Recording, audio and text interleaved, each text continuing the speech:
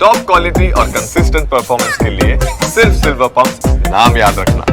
નિકોલના ગોપાલ ચોકમાં ગટરના ઘૂંટણસમાં પાણી ભરાઈ ગયા। દુર્ગંધ મારતા પાણીની વાહન ચાલકો રાહદારીઓ પરેશાન થયા। સ્થાનિક કોર્પોરેટર અને ધારાસભ્યો સામે લોકોમાં રોષ છે। ચોમાસા પહેલા જ ઉભરાતી ગટરોથી લોકો ત્રાહિમામ પોકારી ઉઠ્યા। વારંવાર રજૂઆત છતાં તંત્રે પગલાં ન લીધાનો આક્ષેપ છે।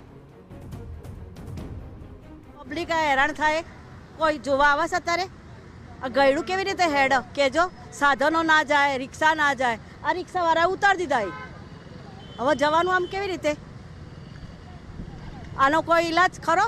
આ અઠવાડિયા મોરી આવું થયું તું, પાછું ફેર આજ આવું થયું। ઘરમાં પાણી આવે, હું એક ઝાપટું પડી ને એક પાણી આવ્યું ને ઘરમાં બધા ખાડા કરી કરી મેલી દીધા।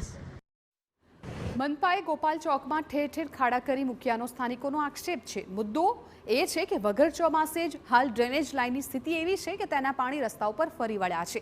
ત્યારે સૌથી મોટો સવાલ એ છે કે જો ચોમાસું જામશે ત્યારે અહીં શું પરિસ્થિતિ સર્જાશે?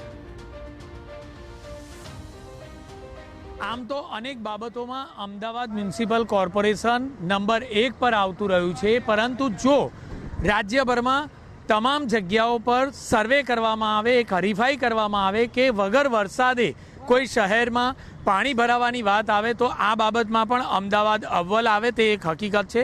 કારણ કે નિકોલ વિસ્તારના આ દ્રશ્યો છે કે જ્યાં વગર વરસાદે ઘૂંટણસમાં પાણી ભરાયેલા જોવા મળી રહ્યા છે। જો આ વિસ્તારમાં વરસાદ વિના જ આ પ્રકારની હાલત છે તો આખરે જો વરસાદ વરસે અને મન મૂકીને વરસે તો આ વિસ્તારમાં કયા પ્રકારનું પાણી ભરાશે, કેવી રીતે વાહન ચાલકો પોતાના વાહનો હંકાવશે, કેવી રીતે સ્થાનિકો પોતાની જીવન જરૂરિયાતની ચીજવસ્તુઓ લેવા માટે ઘરની બહાર નીકળશે, તે સૌથી મોટો પ્રશ્ન છે।